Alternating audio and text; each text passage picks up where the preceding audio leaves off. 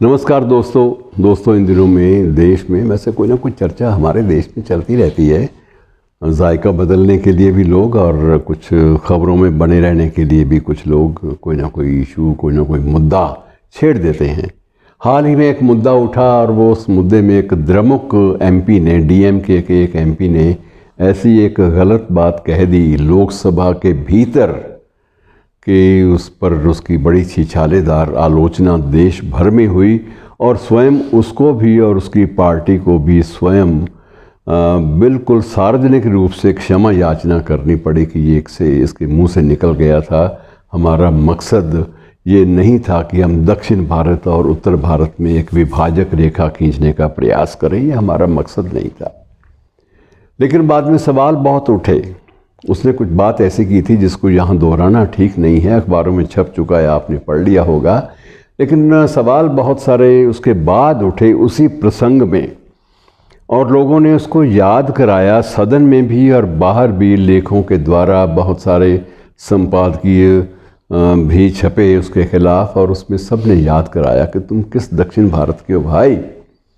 दक्षिण भारत को तो पूरे देश पर गर्व होना चाहिए और कृतज्ञता महसूस करनी चाहिए कि उत्तर भारत और दक्षिण भारत ने एक रूप में स्वतंत्र भारत के आज़ादी मिलने के फ़ौरन बाद पहले गवर्नर जनरल के रूप में एक ऐसे व्यक्ति को चुना जो दक्षिण भारतीय था, और चक्रवर्ती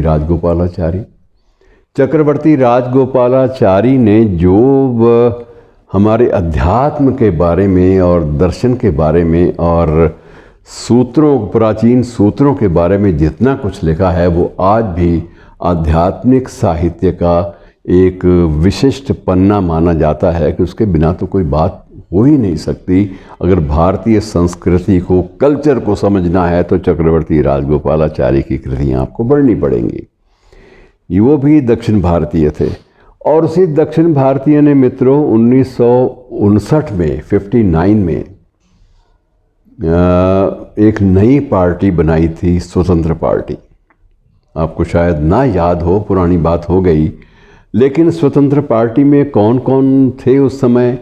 मीनू मसानी सबसे बड़े विचारक उस काल के, और एनजी रंगा, केएम मुंशी जो कि भारत के केंद्रीय मंत्रिमंडल, पहले मंत्रिमंडल में सदस्य भी थे केंद्र में, कि वो स्वयं भी बड़े अच्छे लेखक थे। उनके कुछ उपन्यास लोपामुद्रा, परशुराम वगैरह बहुत ही लोकप्रिय हुए।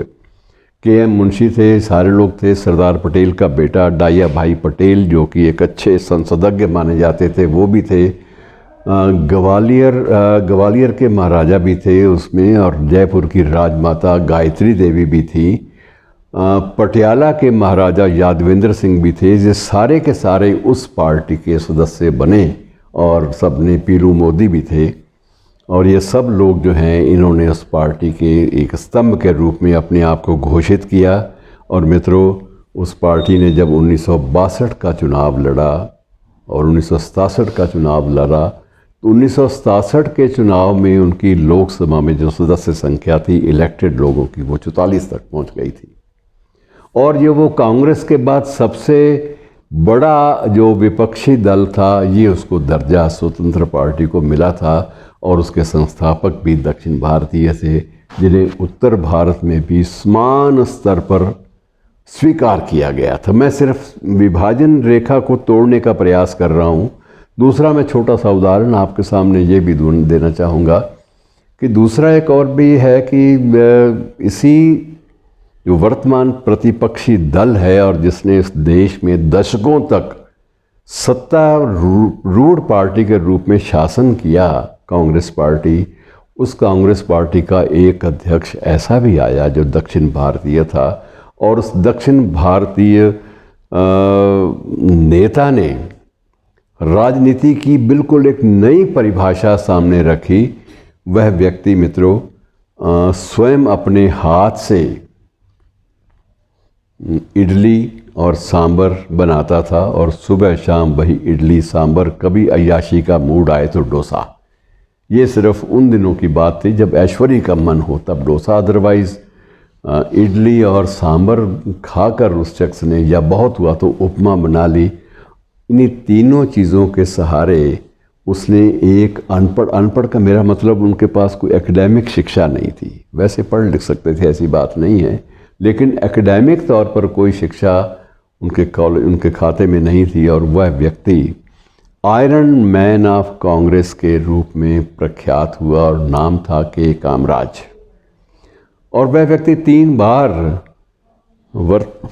तत्कालीन मद्रास और बाद में तमिलनाडु वहाँ का मुख्यमंत्री भी रहा।